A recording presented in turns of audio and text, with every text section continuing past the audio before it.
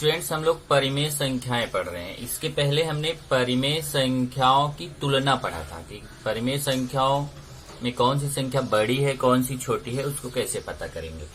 अभी हम आज पढ़ने जा रहे हैं परिमेय संख्याओं का दशमलव प्रतिरूपण। मतलब अगर परिमेय संख्या है, परिमेय मतलब जो बटे वाली संख्या है, उसको हमें अगर दशमलव रूप में बदलना है तो उसको कैसे बदल सकते हैं। तो दशमलव रूप में बदलने के लिए यहाँ पे दिया हुआ अंश में हर से भाग दो, यह 3 प्रकार का होता है। मतलब अंश अगर आपका देखो तो कोई भी परिमेय संख्या रहेगी तो इस रूप में रहेगी, बटे के रूप में। ऊपर कोई संख्या रहेगी, बटे नीचे, जैसे ऊपर p बटे q मैंने लिखा तो ये p बटे q के रूप में होती है। ऊपर को अंश बोलते हैं, नीचे वाले को हर बोलते हैं। ध्यान रखिए, ऊपर वाली संख्या जब बटे के रूप में संख्या है तो ऊपर वाले को अंश बोलेंगे, नीचे वाले को हर बोलेंगे।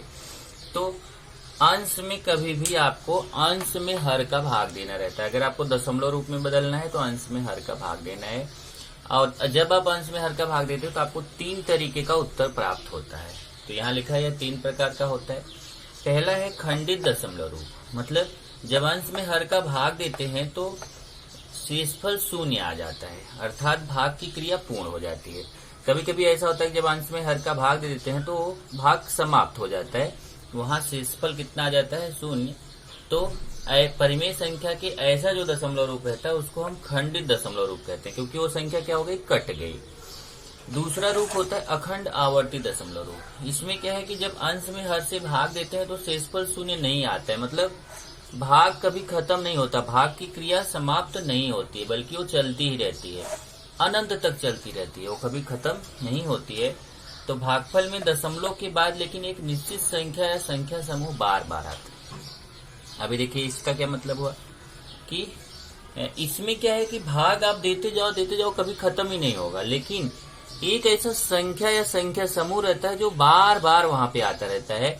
तो फिर हम ऐसे दशमलव रूप को अखंड आवर्ती दशमलव, आवर्ती मतलब कोई संख्या या संख्या समूह बार बार आए, वही रिपीट हो, आवर्ती मतलब रिपीट होना, तो उसको हम अखंड आवर्ती दशमलव रूप कहते हैं। अखंड क्यों बोलते हैं, क्योंकि वो कभी खंडित ही नहीं होती, वो हमेशा भाग चलता ही रहता है। और आवर्ती इसलिए बोलते हैं क्योंकि कोई संख्या या संख्या समूह बार बार आता है तो उसको आवर्ती बोला जाता है। और तीसरा है अखंड अनावर्ती दशमलव रूप। इसमें क्या है कि जब हम अंश में हर का भाग देते हैं तो भाग की क्रिया खत्म तो नहीं होती है, मतलब अखंडित रहती है, लेकिन भागफल में जो संख्या होती है वो फिक्स नहीं होती कि कौन सी संख्या आएगी, संख्या निश्चित नहीं होती है। इसमें कैसा था, दूसरे वाले में संख्या निश्चित रहती थी, एक संख्या या संख्या समूह बार बार आता था तो उसको आवर्ती बोला जाता था। और यहाँ पे कैसा है कि हमें पता नहीं है कि कौन सी संख्या आएगी, तो यहाँ संख्या निश्चित नहीं है तो इसको बोलते हैं अनावर्ती दशमलव रूप। तो इस तरीके से 3 दशमलव रूप हो गया, एक खंडित दशमलव रूप, दूसरा अखंड आवर्ती दशमलव रूप, तीसरा अखंड अनावर्ती दशमलव रूप। ये जो तीनों रूप हैं इसी से संबंधित हमारा प्रश्न संग्रह 1.2 है, जिसमें आपको वही करना है कि बटे में संख्या दी गई है, परिमेय संख्या दी गई है, और उसको आपको पता करना है कि वो खंडित है कि अखंडित है, अनावर्ती है, आवर्ती है। इस तरीके से आपको उसको पता करना है। तो यहाँ पे पहले मैं लिख देता हूँ कि इसमें क्वेश्चन में आपको क्या करना है। यहाँ प्रश्न संग्रह 1.2, प्रश्न संग्रह 1.2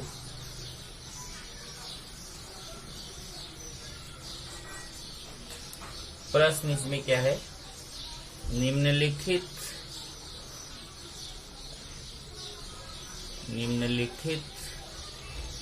संख्याओं की तुलना करो। 1.3 करना अपने को, प्रश्न संग्रह 1.3। इसमें है निम्नलिखित परिमेय संख्याओं, निम्नलिखित परिमेय संख्याओं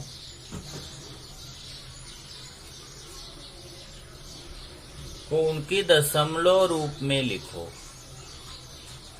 को उनके दशमलव रूप में लिखो। ये क्वेश्चन है। मतलब जो हमें परिमेय संख्या दी गई है, बटे वाली संख्या दी गई है, उसको हमें दशमलव रूप में बदलना है। तो चलिए पहला क्वेश्चन देखते हैं। यहाँ मैं पहला करूंगा, यहाँ दूसरा करूंगा। तो सबसे पहले पहला क्वेश्चन देखते हैं। तो ये संख्या दी है 9/37। अब यहाँ पे 9 क्या है, 9 अंश है, 37 क्या है, 37 हर है। तो हम क्या करेंगे, अंश में हर का भाग देंगे। तो चलिए अंश में हर का भाग देते हैं। 9 में भाग देंगे हम 37 का। थोड़ा और ऊपर से लेंगे इधर, यहाँ 9 है, 9 में भाग दे देते हैं 37 का। अब 9 में जब 37 का भाग देंगे तो यहाँ पे आपको मैंने बताया था, जब दशमलव में बेसिक पढ़ा रहा था तो वहां पे बताया था कि जिस संख्या में दशमलव न लगा हो उस संख्या के तुरंत बाद लगा रहता है। जैसे आप जानते हो 9 छोटी संख्या है, 37 बड़ी संख्या है। 9 में 37 का भाग नहीं जाएगा तो हम क्या करेंगे, आगे बढ़ेंगे तो यहाँ 9 के बाद यहाँ दशमलव छिपा रहता है। और उसके बाद ये भी बताया था कि दशमलव के बाद आप जितना चाहे उतना जीरो लगा सकते हैं, आपके ऊपर है, कितना भी जीरो लगा सकते हो, असंख्य जीरो लगा सकते हैं दशमलव के बाद, उससे कोई फर्क नहीं है।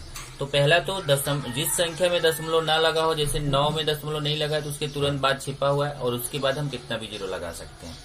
अब जैसे 9 में 37 का भाग नहीं जाएगा तो मुझे ये जीरो को लेना पड़ेगा। तो जीरो को लेने के लिए सबसे पहले दशमलव को ऊपर लेके जाना पड़ेगा। देखिए दशमलव जो है ऊपर चला गया, तो दशमलव के पहले यहाँ एक जीरो लगा देते हैं, जिससे यहाँ दिखाई दे कि दशमलव लगा हुआ है। इस दशमलव के पहले के जीरो का भी कोई मतलब नहीं है, जैसे दशमलव के बाद के जीरो का कोई मतलब नहीं, उसे दशमलव के पहले के जीरो का भी कोई मतलब नहीं है। तो हमने क्या किया, देखो 9 में 37 का भाग दिया, नहीं जा रहा है, हमें ये जीरो चाहिए। इस जीरो को लेने के लिए हमें दशमलव को ऊपर लेके जाना पड़ेगा। अब हमारा ये 9 और 0 ले लिया तो 90 हो गया। ये आगे वाला जीरो नहीं लेना, कि एक बार में एक ही जीरो लेना है। 9 और 0 लिया तो 90। अब 90 में 37 का भाग देंगे। तो 90 में जब 37 का भाग देंगे तो 37 का पहाड़ा पढ़ेंगे। अब 37 का पहाड़ा तो हमें आता नहीं, तो हम 3 का पहाड़ा 9 में पढ़ेंगे। अब जैसे 3 का पहाड़ा 9 में पढ़ेंगे तो 3 3 9, मतलब हमें समझ में आ रहा है कि 3 भागफल जा सकता है। तो हम 37 में 3 का गुणा करके चेक करेंगे। जब 37 में 3 का गुणा करेंगे तो 3 7 21, 3 3 9 2 11, 111 हो जाएगा। और यहाँ हमारा ये 90 है, तो 90, अब आप बोलो नहीं 90 नहीं, 9.0 दशमलव ऊपर जा चुका है, अभी ये दशमलव समझो हट चुका है। तो अभी 90 में हम 37 का भाग दे रहे हैं। तो जब हम 3 भागफल ले जाएंगे तो 111 आ जाएगा, जो कि ज्यादा हो जाएगा 90 से, इसलिए हम 3 नहीं जाएंगे। 3 से कम कौन सी संख्या होती है, 2। 2 का गुणा करके चेक करेंगे। 2 7 14, 2 3 6 1 7, 74 आया, जो कि 90 से कम है। तो हमारा भागफल चला जाएगा 2। और फिर 37 में 2 का जब गुणा करेंगे तो कितना आएगा, 74। यहाँ गुणा करके दिखाया मैंने, ये 74 आएगा। यहाँ माइनस करिए 90 में से 74। अभी 9.0 में से 74 नहीं है, दशमलव ऊपर जा चुका है, समझो दशमलव नहीं है, उसको हटाना नहीं है, बस सब माइंड में रखो कि नहीं है। 90 में से 74 घटाएंगे, 10 में से 4 गया 6, 8 में से 7 गया 1, 16 आएगा। अब 1 0 इसको यहाँ उतार लेंगे। अब फिर 160 में 37 का भाग देना है, तो 16 जो है ना, 16 में 3 का पहाड़ा पड़ेंगे। 3 5 15, 5 भागफल जा सकता है, तो मैं 37 में 5 का गुणा करके चेक करूंगा। 5 7 35, हासिल 3, 5 3 15 3 18, 185, जो कि 160 से ज्यादा हो गया। तो मैं 5 नहीं लूंगा, बल्कि मैं और नीचे आऊंगा, मैं 5 से छोटी संख्या 4 चेक करूंगा। 4 7 28, 4 3 12 2 14, कितना आया, 148। तो मैं यहाँ पे 148 160 से कम है, इसका मतलब भागफल में 4 लेके जाऊंगा। यहाँ मैं भागफल 4 ले गया, और फिर 37 का 4 में गुणा किया तो कितना आया है, देखो 148 आया है। फिर मैं इधर माइनस करूंगा, 160 में 148 माइनस करूंगा। 10 में से 8 गया 2, 5 में से 4 गया 1, फिर 1 0 को मैं यहाँ उतार लूंगा। यहाँ दशमलव के बाद आप चाहे जितना चाहे उतना जीरो लगा सकते हो। ओके, फिर 1 0 उतार लिया। अब 120 में 3 का भाग देना है, तो 3 का पहाड़ा मैं 12 में पढ़ूंगा। 3 का पहाड़ा 12 में पढ़ूंगा, तो 3 4 12, 4 भागफल जा सकता है, तो मैं 4 का 37 में गुणा करके देखूंगा तो 148 आएगा, जो कि 120 से ज्यादा है। इसका मतलब 4 नहीं जाएगा, तो 4 से कम हम 3 लेंगे, तो 3 यहाँ गुणा करके देखा 111 है। 111 120 से कम होता है, इसका मतलब भागफल जाएगा 3, और यहाँ आ गया 111। फिर माइनस करेंगे, यहाँ पे माइनस करेंगे तो कितना आएगा, यहाँ देखो 10 में से 1 गया 9, और इधर 0 आ जाएगा। फिर आप 1 0 उतार लोगे तो 90। तो जब आप देखो कि यहाँ पर अभी देखो 90 से शुरू किया था और फिर यहाँ 90 आ गया, तो इसका मतलब अब आप भाग दोगे तो जो ये 243 आया है, अब आप आगे भाग दोगे तो देखो जैसे यहाँ 90 में दिया था तो देखो 2 आया था, फिर 4 आया था, फिर 3, ऐसे यहाँ 90 में 37 का भाग देंगे, पहले 2 आएगा, फिर आगे 4 आएगा, फिर आगे 3 आएगा। इसी तरीके से आप भाग देते जाओगे तो 2 4 3 2 4 3 ऐसा ही आता चला जाएगा। इसका मतलब यहाँ पे ये भाग की क्रिया कभी समाप्त नहीं होगी, खत्म नहीं होगी। लेकिन ये जब यहाँ 90 है तो यहाँ पे भी 90 आ गया, ध्यान से समझना, यहाँ 90 था, यहाँ पे भी 90 आ गया। अब वो जरूरी नहीं कि ऊपर वाली ही संख्या यहाँ मिले, हो सकता है कि यहाँ 160 है तो ये 160 यहाँ मिल जाए। तो समझ जाओ कि ये 4 से आगे हो, 4 3 4 3 ऐसा आएगा। और 90 से हमारा आया हुआ तो देखो 2 4 3 2 4 3, आप भाग देके चेक कर सकते हो। 90 में फिर 37 का भाग देंगे तो 2 आएगा, फिर बचेगा 160 आएगा, फिर भाग देंगे 4 आएगा, फिर भाग देंगे 3 आएगा। तो ऐसा 243 243 243 ऐसा आता जाएगा। तो इसको आवर्ती संख्या बोलते हैं। और इसको लिखते कैसे हैं, 9/37 बराबर 0.243 2 4 3 ऐसा आता जाएगा। ये देखो मैं यहाँ डॉट डॉट डॉट लिख रहा हूँ। डॉट डॉट डॉट का मतलब होता है कि संख्या बार बार मिलेगी। ऐसे 2 4 3 यहाँ पे देखो 0.243 2 4 3 से भाग दे दो, आप भाग देते रहो, कभी खत्म नहीं होगा। ऐसे 2 4 3 2 4 3 आता रहेगा। और इस 2 4 3 को हम लिखते कैसे हैं, हमें लिखते हैं ऐसे 0.243, क्योंकि ये 2 4 3 2 4 3 बार बार आ रहा है, इसलिए 2 4 3 पे ऐसा हम बार लगा देते हैं। जो ऊपर लाइन खींचते उसको बार पढ़ते हैं। इस तरीके से 9/37 का मान आ गया 0.243 बार। यहाँ पे उत्तर लिखेंगे, उत्तर में 9/37 बराबर 0.243 बार। तो ये कौन सा रूप हो गया, ये हो गया अखंडित आवर्ती रूप। मतलब ये कट तो नहीं रहा, अनंत तक जा रहा है, लेकिन ये आवर्ती है। आवर्ती मतलब कि ये एक संख्या समूह बार बार आ रहा है। ये आपका पहला क्वेश्चन हो गया। उसके बाद हम दूसरा क्वेश्चन देखते हैं। दूसरा क्वेश्चन मैं आपको होमवर्क दे देता हूँ। प्रश्न तो होमवर्क है क्योंकि वो भी इसी तरीके से खंडित आवर्ती है। तीसरा क्वेश्चन देखेंगे तो वो भी इसी तरीके से खंडित आवर्ती है। तो दूसरा और तीसरा होमवर्क है। मैं डायरेक्ट चौथे क्वेश्चन पे जाता हूँ। यहाँ देखिए मैं अभी चौथा क्वेश्चन ले रहा हूँ। चौथा क्वेश्चन है ऋण 103/5। अब देखिए जैसे -103/5 है तो इसका मतलब 103 में 5 का भाग दो, आंसर में माइनस लगा दो। तो चलिए मैं भाग देता हूँ। 103 में मैं 5 का भाग दूंगा। 5 का पहाड़ा पहले 10 में पढ़ूंगा तो 5 दूना 10, ये माइनस किया, ये देखो 10 में 10 गया तो 0 आएगा, तो 3 को उतार लिया।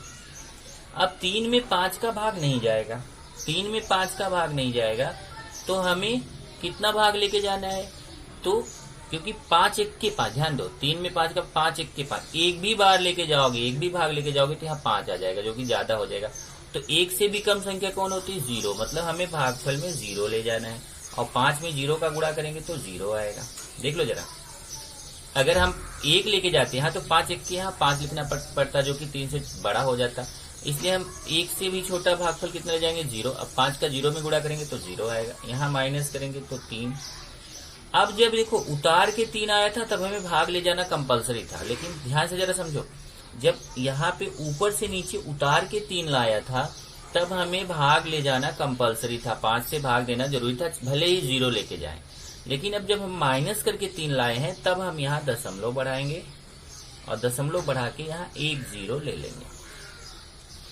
जब दशमलव बढ़ाएंगे तो यहाँ 1 0 बढ़ जाएगा। अब बोलो कैसे बढ़ गया, क्योंकि यहाँ 103 के बाद दशमलव छिपा हुआ है। देखो 103 के बाद दशमलव छिपा हुआ है तो दशमलव ऊपर जाएगा, और इसके बाद तो आप कितना भी 0 ले सकते हो, तो इस 0 को यहाँ उतार लिया। चेक करो जरा,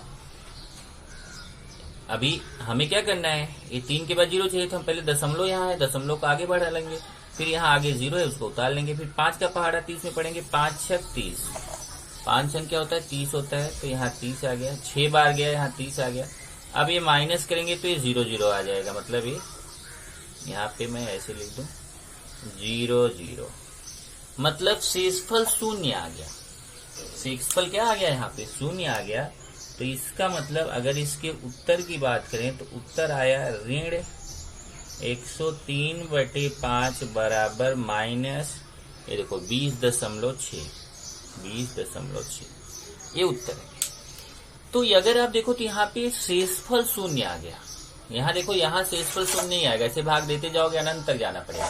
लेकिन यहाँ क्या हो रहा है, यहाँ भाग देने पे शेषफल शून्य आ गया, मतलब भाग की क्रिया समाप्त हो गई। तो ऐसे भाग को हम बोलते हैं खंडित दशमलव रूप। तो ये हमारा खंडित दशमलव रूप है। ये कौन सा है? ये हमारा अखंडित आवर्ती दशमलव रूप है। अब एक तीसरा है जो हमारा अखंडित अनावर्ती दशमलव रूप। अब हम उसको वो क्वेश्चन को करते हैं, अखंडित अनावर्ती दशमलव रूप। तो हम लेते हैं प्रश्न नंबर 5। दूसरा और तीसरा होमवर्क दिया है आपको। ऋण 11/13। अब मैं 11 में 13 के भाग दूंगा। यहाँ पे तो माइनस है तो माइनस में बाद में लगा दूंगा। चलिए मैं 11 में भाग देता हूँ 13 का। अब आप जानते हो 11 में 13 का भाग जाएगा नहीं, तो 11 के तुरंत बाद दशमलव छिपा हुआ, उसके बाद हम जितना चाहे उतना जीरो लगा सकते हैं, हमारे ऊपर है। अब जैसे 11 में 13 का भाग नहीं जाएगा तो ये दशमलव ऊपर जाएगा। दशमलव ऊपर गया तो उसके पहले यहाँ जीरो लिख देंगे। अब ये एक जीरो हम ले लेंगे तो 110 हो गया। तो 13 का पहाड़ा 110 में पढ़ेंगे कि 110 से ज्यादा ना हो। तो 13 के 13, 13 दूना 26, 13 तिया 39, 13 चौका 52, 13 पच्चीस 65, 13 छः 78, 13 सत्ती 91, 13 अट्ठे 104, 13 नवैया 117। मतलब अगर 9 बार लेके जाते हैं तो 117 हो जाएगा, जो 110 से ज्यादा हो जाएगा। इसका मतलब 13 अट्ठे 104, अट्ठे जाएगा और यहाँ 104 आ जाएगा। अभी माइनस करेंगे, 110 में 104 घटाएंगे, 10 में से 4 गया 6, 0 में से 0 गया 0, तो 6 आया यहाँ पे। फिर एक जीरो यहाँ पे और उतार लेंगे। अब 13 का पहाड़ा 60 में पढ़ेंगे तो 13 पच्चीस 65 ज्यादा हो जाएगा, तो 13 चौका 52, 65 ज्यादा हो गया तो 4 जाएगा। घटाएंगे तो 8 आएगा। ओके, फिर ये जीरो को उतार लेंगे। फिर 13 का पहाड़ा 80 में पढ़ेंगे, 13 छंग 78, माइनस करेंगे तो 2 आएगा। एक जीरो और उतार लेंगे, देखते जाना कितना जीरो उतारा। अब ये उतारा, फिर ये उतारा, मतलब ये तो पहले लिया था, फिर ये दूसरा वाला लिया यहाँ, फिर तीसरा वाला लिया यहाँ, फिर चौथा वाला ले चुका हूँ। अब 13 का पहाड़ा 20 में पढ़ेंगे, तो 13 का पहाड़ा 20 में पढ़ेंगे, 13 एक के 13 दूना 26 ज्यादा हो जाएगा, तो 13 एक के 13। फिर माइनस करेंगे 7 आएगा, 20 में 13 गया 7, एक जीरो और उतार लेंगे। फिर 13 का पहाड़ा 70 में पढ़ेंगे, 13 छंग 78 ज्यादा हो जाएगा, 13 पच्चीस 65 कम रहेगा, 13 पच्चीस 65। फिर माइनस करेंगे तो 5 आया, एक जीरो फिर उतार लेंगे। फिर 13 का पहाड़ा 50 में पढ़ेंगे तो 13 चौका 52 ज्यादा हो जाएगा, 13 तिया 39, 13 तिया 39। इस तरीके से आप भाग देते जाओगे तो आप देखोगे कि ये जो है कभी भी ये भाग की क्रिया समाप्त नहीं होगी। बराबर, अगर ऐसे ही भाग देते जाओ तो देखो, अब जाने रिसिप्ट में छोड़ देता हूं कि ये भाग की क्रिया कभी भी समाप्त नहीं होगी। तो यहाँ पे मैं इतने पे छोड़ देता हूं, ये भाग की क्रिया समाप्त नहीं हो रही है। तो ये 84615 इसी तरीके से ये संख्या कुछ भी आती जाएगी, कभी भी संख्या या संख्या समूह रिपीट नहीं होगा। तो ऐसे को हम बोलते हैं कि यहाँ पे ये अखंडित तो है, मतलब कभी खत्म तो नहीं हो रही है, लेकिन ये अनावर्ती है, मतलब कि संख्या या संख्या समूह बार बार नहीं आ रहा है। तो यहाँ पे उत्तर में लिखेंगे -11/13 बराबर, ये देखिए 0.84615 dot dot dot dot dot dot क्यों लगाएंगे, 0.84615 डॉट डॉट डॉट इसलिए लगाएंगे क्योंकि हमें पता नहीं है कि ये अनंत तक जाने वाला है, ये कभी भी संख्या खत्म होने वाली नहीं है, बल्कि ये अनंत तक जाने वाली है। तो इसको बोलते हैं अखंडित अनावर्ती रूप। अब इसी में मैं आपको होमवर्क लिख देता हूं। होमवर्क आपका कौन सा हो गया, होमवर्क हो गया, दूसरा और तीसरा। तो पहला, चौथा और पांचवा मैंने कराया, दूसरा और तीसरा आपको होमवर्क है। आप खुद से भाग दीजिए, कहीं कुछ डाउट आता है तो आप जरूर पूछिए। अभी हमने परिमेय संख्या पढ़ा, अब हम अपरिमेय संख्याएं पढ़ेंगे। अपरिमेय संख्याएं क्या है? परिमेय संख्याओं के अतिरिक्त और भी अनेक संख्याएं संख्या रेखा पर होती हैं, जिन्हें अपरिमेय संख्याएं कहते हैं, जैसे करणी में 2, करणी में 3 आदि। अपरिमेय संख्याओं का जो दशमलव रूप रहता है ना, हमेशा अखंडित और अनावर्ती रहता है। मतलब इसे करणी वाली संख्या, इसका अगर हम वर्गमूल निकालें तो हमेशा जो उसका दशमलव रूप रहेगा वो हमेशा अखंडित रहेगा और अनावर्ती रहेगा। तो अपरिमेय संख्या को अगर कोई शॉर्ट में पूछे तो मैं यही बोलूंगा, आप याद रखो कि जो संख्या परिमेय नहीं होती है वही संख्या अपरिमेय होती है। मतलब परिमेय संख्या को छोड़ के बाकी जो संख्याएं बचती हैं उसको हम अपरिमेय संख्याएं कहते हैं। अब जैसे इसी पे हमारा प्रश्न संग्रह 1.4 है, जिसका पहला क्वेश्चन बॉक्स टाइप का क्वेश्चन है। करणी में 2 संख्या संख्या रेखा पर दर्शाई गई है, उसी प्रकार करणी में 3 इस संख्या को संख्या रेखा पर दर्शाने के लिए निम्नलिखित कृति के सोपान दिए गए हैं। उन सोपानों में से रिक्त स्थानों की उचित पूर्ति करके कृति पूर्ण कीजिए। देखो, कृति युक्त प्रश्न क्या होता है स्टूडेंट्स? मतलब जो प्रश्न का उत्तर रहेगा ना, वो दिया रहेगा, पूरा उत्तर, प्रश्न पूरा हल करके आपको दिया रहेगा। केवल उसमें बीच बीच में ऐसे देखो बॉक्सेज बना देगा, बीच में बॉक्स बना के उसको खाली छोड़ देगा। आप बोलो आपने तो भरा हुआ है, हाँ मैंने भरा हुआ है, लेकिन इसीलिए देखो रेड से भरा हुआ, जिससे आपको पता चले कि खाली था और इसको बाद में भरा गया है। तो खाली छोड़ देता है और वो बॉक्सेज आपको भर के देने रहते हैं, वो बॉक्स आपको भरना रहता है। ऐसे प्रश्नों को बोलते हैं कृति युक्त प्रश्न। तो फिर से समझो, कृति युक्त प्रश्न का मतलब जिस प्रश्न में हल दिया हो परंतु बीच बीच में कुछ बॉक्सेज खाली छोड़े गए हैं और उसको हमें भरना हो, ऐसे प्रश्नों को हम कृति युक्त प्रश्न बोलते हैं। तो जैसे इसमें देखिए एक डायग्राम बना हुआ है, इस संख्या रेखा है, ध्यान से देखो, इस संख्या रेखा है, इसमें बीच में 0 है, बाईं तरफ आप जानते हो बीच में 0 रहता है, बाईं तरफ माइनस वाली संख्या रहती है, दाईं तरफ प्लस वाली संख्या रहती है। तो 0 के बाद इधर देखिए -1 -2 और 0 के इस तरफ 1 2। अब इसी संख्या रेखा पे उसने क्या बोला कि संख्या रेखा पर हमें करणी में 2 और करणी में 3 को प्रदर्शित करना है। देखिए संख्या रेखा पे करणी में 2 को प्रदर्शित किया गया, करणी में 3 को। तो इसको प्रदर्शित करने के लिए जो कृति है वो यहाँ पे हमें बॉक्स को भरना है। तो पहला देखिए, पहली लाइन क्या है कि संख्या रेखा पर बिंदु Q कौन सी बिंदु को प्रदर्शित करता है। तो यहाँ से देखिए संख्या रेखा पर बिंदु Q कौन सी संख्या को प्रदर्शित कर रहा है। ध्यान से देखो, ये संख्या रेखा पे बिंदु Q जो है वो कौन सी संख्या को प्रदर्शित कर रहा है, करणी में 2 को कर रहा है। तो यहाँ देखिए संख्या रेखा पे बिंदु Q करणी में 2 यह संख्या दर्शाता है। तो यहाँ बॉक्स में करणी में 2 आएगा। बिंदु Q से लंब रेखा खींची गई। देखो बिंदु Q से ऐसे लंब रेखा, लंब मतलब जो जाकर के 90 अंश का कोण बनाती है उसको लंब रेखा बोलते हैं। तो ये लंब रेखा खींची गई है। इस रेखा पर 1 इकाई लंबाई दर्शाने वाला बिंदु R है। अब यहाँ से 1 इकाई दूरी पर बिंदु R है। मतलब अगर यहाँ से देखिए जैसे 0 से 1 के बीच 1 इकाई है, तो उतनी ही दूरी समझो हमें ये ऊपर की तरफ लेना है। यहाँ से स्केल लेके जितना हम 0 से 1 की दूरी लिए हैं उतना ही Q से लेके यहाँ दूरी लेकर के बिंदु R ले लेंगे। 1 इकाई दूरी पर हमारा देखो, इसलिए मैंने यहाँ पे 1 लिखा हुआ है, दूरी पर है, बिंदु R है। अब OR जोड़ने पर, अब OR को मिला दिया तो आपको देखो यहाँ पे एक त्रिभुज बन गया। त्रिभुज क्या बन गया, OQR, और एक ऐसा त्रिभुज बन गया समकोण त्रिभुज बन गया। तो यहाँ देखिए OR जोड़ने पर समकोण त्रिभुज OQR प्राप्त होता है। यहाँ OR क्यों लिखा है, तो यहाँ एक त्रिभुज बन रहा है कि नहीं। अब इसमें क्या क्या पता है हमें, लेंथ OQ पता है। ये देखिए O से लेके Q तक की दूरी कितना है, करणी में 2। यहाँ से देखिए जब ये Q पे करणी में 2 लिखा है, इसका मतलब हमेशा 0 से ही काउंटिंग शुरू करते हैं। तो यहाँ 0 से लेके यहाँ Q तक की दूरी, मतलब O से Q तक की दूरी कितना है, करणी में 2। O से यहाँ तक का 1 है और ये Q तक, O से Q तक की दूरी कितना है, करणी में 2। और तो OQ कितना हो गया, करणी में 2, और QR कितना हो गया, 1, लेंथ QR हो गया 1। तो पाइथागोरस का प्रमेय लगाएंगे। तो पाइथागोरस का प्रमेय क्या होता है, कर्ण का स्क्वायर बराबर पहली भुजा का स्क्वायर धन दूसरी भुजा का स्क्वायर। तो यहाँ पे हो जाएगा OR का स्क्वायर बराबर OQ का स्क्वायर प्लस QR का स्क्वायर। यहाँ देखिए लगाया गया है, लेंथ OR का स्क्वायर बराबर लेंथ OQ का स्क्वायर प्लस लेंथ QR का स्क्वायर। लेंथ मतलब उसकी लंबाई। अब मान रखेंगे, देखो बराबर, अब ओ क्यू का मान देखेंगे। ओ क्यू का मान हमारे पास कितना है, देखो करणी में 2, लेंथ ओ क्यू का मान करणी में 2 है, तो लेंथ ओ क्यू की जगह करणी में 2, उसके ऊपर स्क्वायर। और लेंथ क्यू आर देखेंगे, लेंथ क्यू आर का मान 1 है, तो लेंथ क्यू आर की जगह 1, उसके ऊपर स्क्वायर।